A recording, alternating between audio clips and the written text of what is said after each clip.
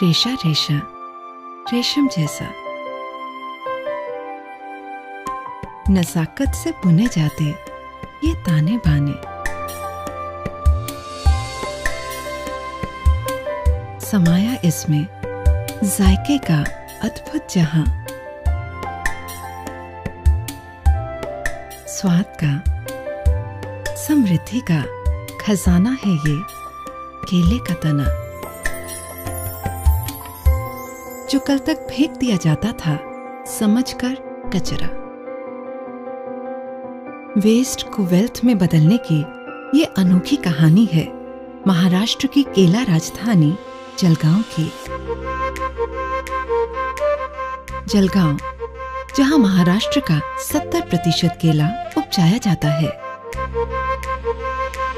यहाँ मीलों तक फैले भूसावल के केलों का नाम किसने नहीं सुना। इन्हीं केले के खेतों से मिलता है यहाँ के 3.5 लाख लोगों को रोजगार।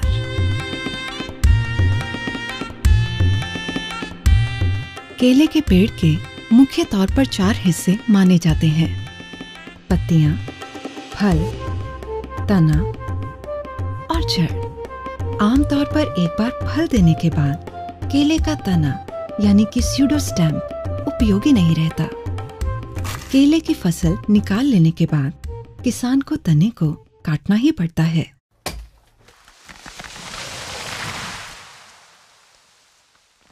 लेकिन ये कटा हुआ तना कई समस्याओं की जड़ बनता आया है।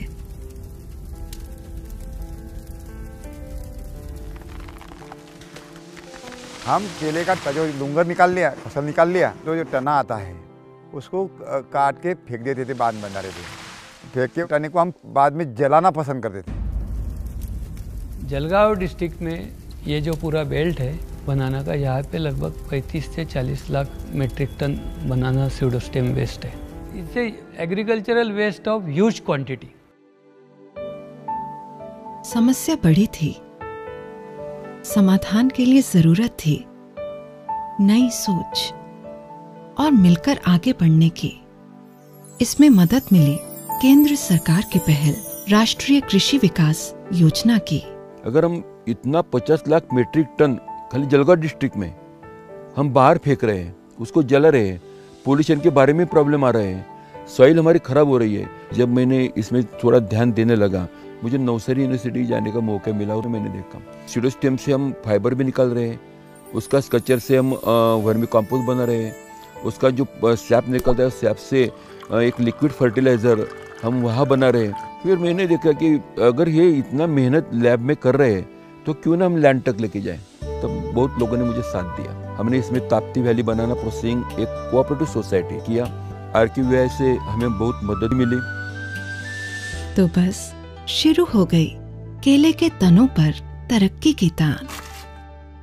सबसे पहले हुई किसानों की ट्रेनिंग।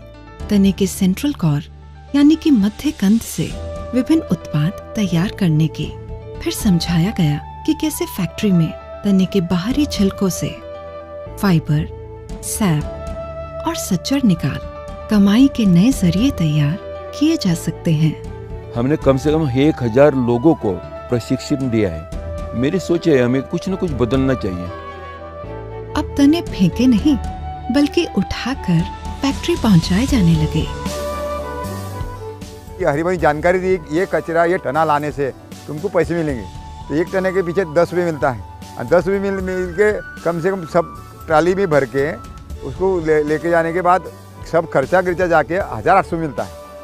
ये बनाना स्यूडोस्टेम में एक सबसे बड़ी दिक्कत ये है और कि ये बहुत बल्कि होता है और बल्कि होने से इसको ट्रांसपोर्टेशन को बहुत खर्चा लगता है। ये खर्चा अवॉइड करने के लिए हमने जहाँ बनाना का ग्रोइंग गांव है उसी गांव में फाइबर एक्सट्रैक्शन का कॉटेज इंडस्ट्रियल यूनिट लगाया, जो कि वहाँ के किसान लोग ही चलाते हैं।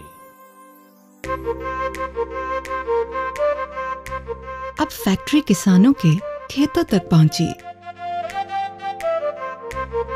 तो कभी ये बेकार पड़े रहने वाले तने आज बन गए कच्चा माल, सुनहरे दमकते रेशों के।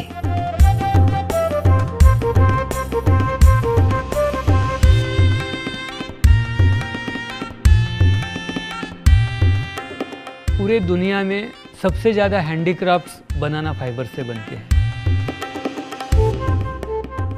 और इससे जो पेपर बनता है वो डॉक्यूमेंट प्रिजर्वेशन के लिए भी उसको इस्तेमाल करते हैं, क्योंकि इसका लाइफ लगभग 500 साल का लाइफ है। तो इससे जो भी चीज़ बनती है उसका शेल्फ लाइफ उतना बन जाता है। बनाना फाइबर का इस्तेमाल करेंसी प्रिंटिंग पेपर में भी होता है। और इन्हीं तनों से निकलता है वो अमृत रस जो पौधों में जीवनी ऊर्जा भरता है। बनाना पेड़ के अंदर लगभग 80 से 85% पानी होता है, जिसे बनाना सैप कहते हैं। सैप में प्लांट ग्रोथ के लिए जो लगने वाले सभी न्यूट्रिएंट्स उपलब्ध रहते हैं। रेशा और रस निकाल लेने के बाद बचे हुए हिस्से यानी कि सच्चर से बनाया जाता है कंपोस्ट। सच्चर से कंपोस्टिंग बनाने के लिए कॉटेज इंडस्ट्रियल सेंटर पर ही कंपोस्टिंग यूनिट किए हैं। हमने 11 सेंटर कॉटेज इंडस्ट्रियल यूनिट खड़े किए हैं। ये जो सेंटर खड़ा करने को जो खर्चा लगता है 13.5 लाख का, उसमें का 50% राष्ट्रीय कृषि विकास योजना अंतर्गत ग्रांट मिलता है। 25% पैसा ये ताप्ती वैली सोसाइटी डालती है और 25% पैसा वो कॉटेज इंडस्ट्रियल यूनिट खड़े करने वाले किसानों को डालना पड़ता है। तैयार उत्पाद की मार्केटिंग का समाधान भी पहले ही खोज निकाला गया। अकेला किसान मार्केटिंग नहीं कर सकता है, इसलिए हमने ये सेंटर को उनका 100% परचेस करने का एश्योरेंस दिया है। सेंटर पे तैयार होने वाला सब फाइबर, सब पानी हम सोसाइटी परचेस करती है और उनको अच्छा रेट देती है और हम सैप पर प्रोसेसिंग करके उसका value added product liquid fertiliser बनाते हैं, उसका ब्रांडिंग करके उसका मार्केटिंग करते हैं। और ये तैयार सैप फिर से पहुंचता है वहां जहां से ये निकाला गया, यानी केले के खेतों में, अपनी धारा से खुशहाली की मजबूत बुनियाद रचने। ये हैप्पी एनर्जी यूज़ करने के बाद मेरा रासायनिक मटेरियल का जो यूज़ था वो कम हो गया, क्योंकि इसमें जो नेचुरल जिब्रेलिक एसिड है इसकी वजह से वो केले की साइज है, पौधे की साइज है, वो अच्छी आ गई।